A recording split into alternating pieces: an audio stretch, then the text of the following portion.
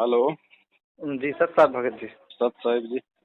जी भगत जी एक बात पूछनी थी आपसे। जी बताइए। जी क्या है कि मैं पहले बीच में भक्ति छोड़ दिया था। अच्छा। जी मैं दोबारा से जुड़ना चाहता हूँ, लेकिन मेरी शादी है। हम्म। शादी घर वाले कर रहे हैं, लेकिन वो वैसे मर्जी तो नहीं कर रहे हो, वही धूम धड़ाके वाली शादी करेंगे। हम्म। और मैं भक्ति करना चाहता हूँ, तो हम्म। आप कुछ सोल्यूशन दे सकते हैं क्या? उम्र कितनी है आपकी? 28। काम क्या करते हो? अभी तो मैं घर में ही हूँ, कोई काम नहीं है और जॉब नहीं किया अभी। अच्छा, माँ बाप के पास में क्या प्रॉपर्टी है? कुछ भी नहीं है। कुछ भी नहीं है तो फिर डरना किस बात का है? जैसे आप भगत जी बोलिए। एक बात बताओ, जी शादी आप कर रहे हो, उस लड़के ने जीवन आपके साथ बिताना है या आपके माँ बाप के साथ में बिताना है? मेरे साथ में बिताना है। तो आपके साथ बिताना तो आप उस लड़की से बात करो, लड़की के परिवार वालों से बात करो। आजकल ये तो जी एक एक सामाजिक एक मतलब कि कैंपेन भी चल रहा है कि बिना दहेज के, बिना फालतू के आडंबरों के, फालतू में जो पैसा हम जो खर्च करते हैं 2 4 5 10 लाख रुपया, वो जी पैसा अगर हम सिंपल तरीके से शादी करके अगर अपने लाइफ के लिए रखें तो कितना अच्छा होगा। जी जी। आप अपने माँ बाप से बात करो, आप सामने वाले पार्टी से बात करो। अगर वो तो नहीं दहेज। मानते हैं तो भगत जी जी कैंसिल करो। साहब आप क्यों दब रहे हो? फिर वो दबेंगे, फिर वो जी दबेंगे। उनको बोलो भैया ना तो देखो घोड़ी पे चढ़ूंगा, ना बैंड बाजा बजेगा, ना कोई पंडित से फेरे लूंगा। मैं जिस गुरु जी की भक्ति करता हूँ वो उनकी जो भक्ति है उसमें वैदिक मंत्रों के हिसाब से हमारा एक सिस्टम है। उसमें ना कोई लेना ना कोई देना, ना फालतू का कोई बराती जराती आना। 10 15 20 50 आदमी आ जाओ बहुत है, बाकी कोई लेन देन नहीं, कोई आडंबर नहीं। अगर इस प्रकार से अगर आप रेडी हो तो मैं शादी करूंगा, नहीं तो मैं नहीं करूंगा। इसमें लड़की वाला भी कुछ नहीं कर सकता, ना वो कोई मुकदमा कर सकता, क्योंकि उसके पास कोई सबूत ही नहीं है। सामने वाले भी ये कहेंगे भाई ठीक है ये तो अच्छा ही कर रहा है ना, नुकसान क्या है? शादी के लिए मना थोड़ी कर रहा है, ये तो आडंबर के लिए मना कर रहा है, पाखंड के लिए मना कर रहा है, पैसे बर्बादी के लिए मना कर रहा है। तो उनके पास कोई ऑप्शन ही नहीं होगा आपकी बात मानने के सिवाय, यदि आप दृढ़ होंगे तो। जी। और देखो भगत जी, ये रिश्तेदार, ये माँ बाप, ये पति पत्नी आज अगर नाराज हो भी जाएंगे ना तो 2 महीने बाद में मुंह लटका के फिर आपके पास आ जाएंगे, हाँ यूं करते हुए। और ये भगवान एक बार अगर नाराज हो गए ना मर्यादा तोड़ने के चलते, ये जल्दी से फिर राजी नहीं होगा। जी तो भगत जी ये तो आपका निर्णय है, अगर आपको ज्ञान होगा, अगर आप संघर्ष करोगे, क्योंकि संघर्ष होगा ज्ञान से भगत जी। जी। जी मैं आपको खाली सलाह दे सकता हूँ, मैं आपके मतलब पीठ पीछे आके खड़ा नहीं होऊंगा, और ना जी। मेरे वहां होने से कोई बात बनेगी। ये संघर्ष आपका है, या आपने करना पड़ेगा। आपने अपने गुरु को प्रसन्न करना है या आपने अपने माँ बाप को प्रसन्न करना है भगत जी। जी तो सीधा सा सटक जवाब दो, पहले बोल दो। देखो सबसे बड़ा भय क्या होता है कि यार माँ बाप घर से निकाल देंगे, माँ बाप मकान में हिस्सा नहीं देंगे, जमीन जायदाद में हिस्सा नहीं देंगे। ये वाली प्रॉब्लम नहीं है। प्रॉब्लम ये वाली है कि यहाँ मर जाएंगे, ये वो तो शादी नहीं करेगा तो। कौन मरेगा? कोई किसी के लिए नहीं मरता। ये सब ये भगत जी, ये सब ये आडंबर है, पाखंड है। कोई नहीं मरता किसी के लिए, और मरेगा तो मरेगा भगत जी। अगर वो मरेंगे तो उनके मरने के पीछे आप अपनी मर्यादा तोड़ दोगे। आप तो कल को सतलोक जाने का समय आएगा तो माँ बाप बोल देंगे अगर चला गया तो हम तो पीछे से मरेंगे, तो क्या आप जाओगे नहीं क्या? कल को गुरुजी आ वो जाएंगे, बोले बेटा चल तुझे सेवा करनी है, मैं तुझे मेरा परमानेंट सेवादार बना के रखूंगा, और आपके माँ बाप रोएंगे पीछे से कि हम लोग आत्महत्या कर लेंगे, तो क्या करोगे आप? जाओगे या रहोगे? तो फिर जाएंगे, तो रहेंगे क्यों? बस तो वही वही समय है भगत जी। गुरु वचन क्या होता है? गुरु चाहे सामने आके बोले, चाहे गुरु ने चाहे सत्संग में बोल दिया हो, या गुरु ने आपको कोई आदेश दे दिया हो, वो गुरु वचन ही तो है। गुरु का वचन तोड़ना, गुरु की आज्ञा की अवहेलना करना होता है। वो चाहे आमने सामने कर दो चाहे पीछे से कर दो। जी। तो ये अब आपके ऊपर है कि आप क्या संघर्ष जो है वो करते हो आप। वो बोलते हैं कि ठीक है मैं दहेज तो नहीं लूंगा, लेकिन वो पंडित वाला काम थोड़ी न नहीं मना कुछ नहीं करेंगे। करेंगे, कुछ नहीं करेंगे, कुछ नहीं करेंगे। अगर वो पंडित अगर लिखित में गारंटी देता है जी कि भैया तुम लोगों का कभी जिंदगी में कुछ नहीं बिगड़ेगा, ना कभी लड़ाई होगा, ना झगड़ा होगा, ना कभी तुम्हारा डाइवर्स होगा, है, और ये लड़की जो है ये कभी विधवा नहीं होगी, ये बातें पंडित जी अगर 1000 के स्टाम्प पे लिख के देता है, अगर ऐसा कुछ जी हो गया तो मैं अपनी पूरी प्रॉपर्टी इनके नाम कर दूंगा, ऐसा लिख के देता है, तो बोलो उनको, उस पंडित जी से मेरी बात करवा दो। कौन है? ये लो, वो पंडित ही हाथ खड़े कर लेगा। वो पंडित ही बोलेगा साहब मैं गारंटी नहीं देता ऐसा। जब वो गारंटी नहीं दे रहा तो फिर काहे का फिर वो नाटक कर रहा है, नकली माल है फिर उसके पास में। जी।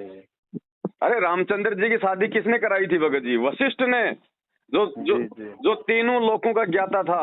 और उसने उसने क्या कहा था कि आज जो मुहूर्त मैं निकाल रहा हूं, इस मुहूर्त में यदि सीताराम का शादी हो गया तो जिंदगी में कभी कोई संकट नहीं आएगा। सबसे ज्यादा संकट उन्हीं के ऊपर आया। जी तो ये वशिष्ठ से बड़े हैं क्या? ये 500 रुपए में जो लेके शादी करवा देते हैं। जी अरे 2000 में जब गुजरात में भूकंप आया था, वो करोड़ों की बिल्डिंगें जमीन में समा गई थी, उनका पूजा पाठ करने वाला पंडित ने तो लाखों रुपए लिया था। जब वो लाखों वाला फैल हो गया तो 500 रुपए वाला फैल नहीं होगा क्या?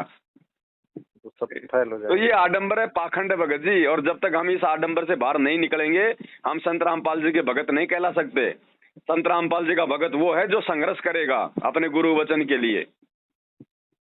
जी तो भगत जी ये तो आपके ऊपर है बड़े भाई। यही मान लो अभी 2-4 दिन से यही सब परेशान करके रखे। गुरु जी को दंडत करो, मालिक से प्रार्थना करो, हिम्मत मांगो और खुल के जवाब दे दो भगत जी। ये माँ बाप है ना, खाली ये डराते हैं ऐसा, हम मर जाएंगे, हम ये कर जाएंगे। मरो ना, मेरे मरने से मेरे पीछे थोड़े ना बैठे हो तुम। जी अरे मैं तो उनको बोलो कि मैं तो उल्टा तुम्हारा खर्चा कम कर रहा हूँ ना, मेरे को तो शाबाशी देना चाहिए। मर क्यों रहे हो? तुम्हारा 5-7 लाख रुपया ठीक कर रहा हूँ ना। भगत जी हिम्मत करो बड़े भाई, ये समय नहीं आएगा बार बार। बाद में देखो, बाद में संघर्ष है ही नहीं, संघर्ष आज है। और आज जिसने संघर्ष नहीं किया, बाद में उसको तिनका उठाने का भी सेवा नहीं मिलेगा। जी संघर्ष तो आज है, क्योंकि आज परिस्थिति हमारी विपरीत है और आज ही हमारी परीक्षा होगी। कल को तो पूरी दुनिया परमात्मा के चरणों में होगी। कौन शादी करेगा, कौन बैंड बाजे बजाएगा, कौन घोड़ी पे बैठेगा? तो संघर्ष कहाँ है? यही है संगत। तो आज ही हीरे की परख तो आज होगी ना। भगत की परख तो संघर्ष में होगी ना। तो गुरुजी आज ही तो देख रहा है, वो छटनी आज ही तो कर रहा है गुरुजी। जेल से आने से पहले पहले अपने हीरे मोतीलाल छांट लेगा परमात्मा, जो उसके असली हैं। जी अब भगत जी यही होता है। बाकी तो देखो भैया, अब गुरुजी अगर आप सारे काम अगर उल्टे अगर करोगे तो गुरुजी तो कोई आपके सामने आके आपका हाथ पकड़ने वाले है नहीं कि बेटा ये मत कर। गुरुजी तो सबको सामूहिक रूप से समझा देते हैं, सबके लिए समान नियम है। अब जो तोड़ेगा वो अपना भुगतेगा, जो नहीं तोड़ेगा वो भगत जी परमात्मा का प्यारा। तो ये आपकी लड़ाई है भगत जी, ये किसी और की लड़ाई नहीं है भगत जी, ये आपकी लड़ाई है। क्योंकि अब भगत जी अगर मैं 10th में अगर बैठा हूं तो मेरी परीक्षा हो रही है ना। दोस्त तो मेरे को सलाह दे सकता है, यार नोट्स वगैरह पढ़, थोड़ा अच्छे से ध्यान से पढ़, थोड़ा याद कर ले, मैं तेरे को दे देता हूँ क्या क्या आएगा। बाकी वो परीक्षा तो आपने देनी पड़ेगी, दोस्त थोड़ी देगा। तो हम तो आपकी इतना हेल्प कर सकते हैं बस भगत जी, थोड़ा हिम्मत बंधाने के लिए। बाकी हिम्मत तो आपने करनी पड़ेगी भगत जी।